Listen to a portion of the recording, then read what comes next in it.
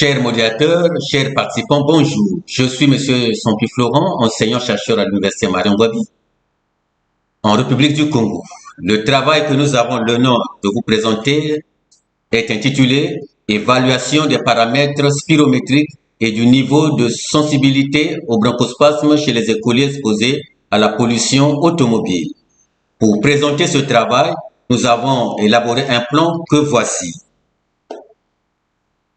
Chers modérateurs, chers participants, la respiration est un phénomène à la fois actif et passif, permettant l'entrée de l'oxygène dans les poumons et la sortie du dioxyde de carbone des poumons.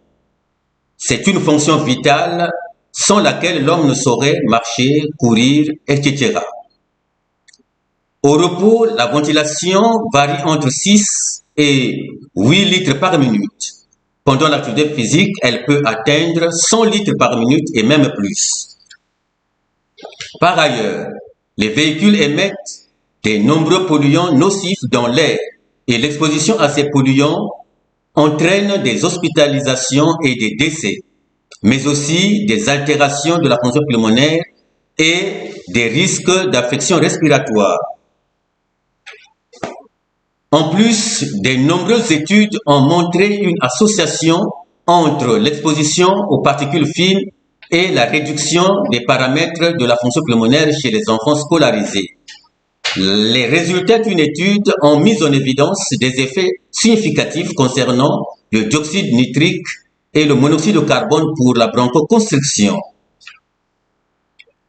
Les résultats d'une autre étude ont révélé que dans les écoles primaires, près de 30% d'élèves, soit 3 enfants sur 10, seraient exposés à des niveaux de polluants supérieurs aux normes autorisées par l'OMS. Par ailleurs, résider à proximité d'un axe routier à grande circulation serait responsable de 9 à 25% des nouveaux cas d'asthme chez les enfants.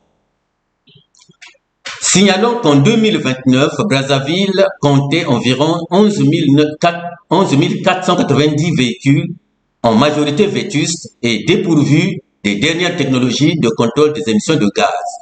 Et plusieurs écoles sont situées à proximité d'un axe routier à grande circulation. Ainsi, nous nous sommes posé la question suivante. 1. L'exposition à long terme aux polluants automobiles altère-t-elle la fonction pulmonaire chez les élèves? 2. Les élèves exposés à long terme aux polluants automobiles sont-ils plus sensibles au bronchospasme induit par l'exercice? Pour répondre à ces questions, nous avons formulé les hypothèses ci-après. 1.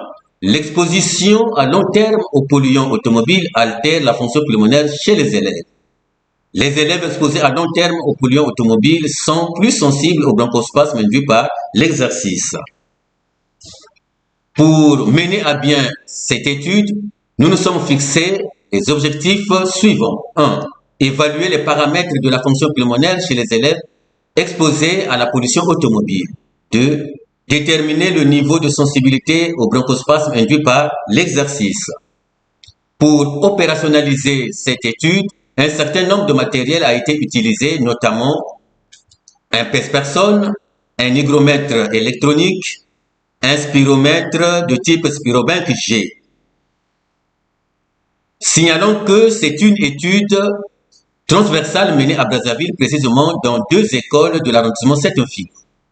Et 156 élèves ont participé à cette étude, dont 84 élèves de l'école située à proximité de l'axe routier et qui ont formé le groupe exposé, et 72 élèves fréquentant l'école éloignée de l'axe routier et qui ont constitué le groupe moins exposé.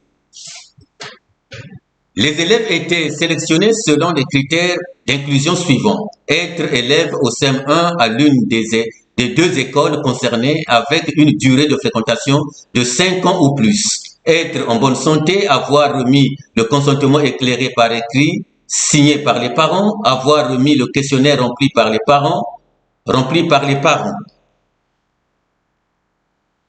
Dans cette étude, un questionnaire ISAC-2 sur les symptômes respiratoires a été administré. Un test d'effort de provocation bronchique de 6 minutes a été réalisé. une méthode indirecte d'évaluation de la pollution liée au trafic routier a été utilisée. Les mesures de la fonction pulmonaire ont été effectuées avant et 5 minutes après le test d'effort. Au niveau des variables étudiées, nous avons les variables dépendantes et les variables indépendantes. La capacité vitale forcée, le VEMS, le DEP et le DEM 2575 ont constitué les variables dépendantes, alors que la pollution automobile, la température ambiante et l'humidité relative ont constitué les variables indépendantes. Pour l'analyse statistique, nous avons utilisé le TST de Student pour comparer les variables anthropométriques entre les sujets du groupe exposé et du groupe moins exposé par sexe. Nous avons également utilisé le test paramétrique ANOVA pour comparer les variables ventilatoires obtenues avant et après le test d'effort entre les sujets du groupe exposé et du groupe moins exposé par sexe. Pour le traitement des données, nous avons utilisé le logiciel SPS version 21.0 et le niveau de significativité a été fixé à P strictement inférieur à 0,05. Résultats et discussions. Le tableau 1 montre la comparaison des valeurs moyennes de la capacité vitale forcée du VEMS, du DEP et du DEM 2575 avant et après l'exercice entre les filles du groupe exposé et moins exposé et entre les garçons du groupe exposé et moins exposé. Les résultats de cette comparaison ont montré que les valeurs moyennes du DEP et du DEM 2575 enregistrées avant effort chez les filles et chez les garçons du groupe exposé étaient significativement inférieures de celles obtenues avant et après effort chez leurs homologues du groupe exposé. Les résultats ces résultats vont dans le même sens que ceux des travaux de Dan Zhu et ses collaborateurs en 2020. Le tableau 2 nous montre le niveau de sensibilité au bronchospasme induit par l'exercice chez les sujets du groupe exposé et moins exposé, les deux sexes confondus.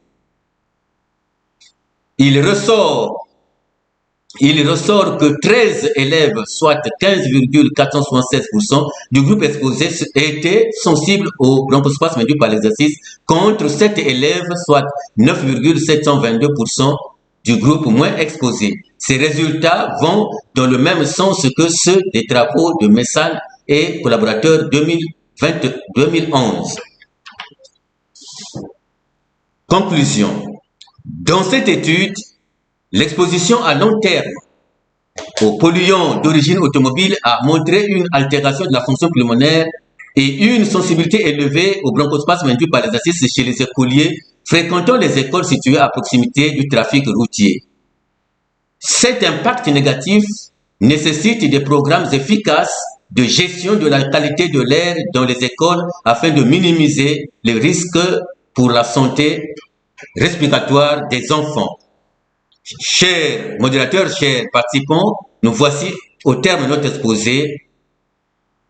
Merci de votre aimable attention.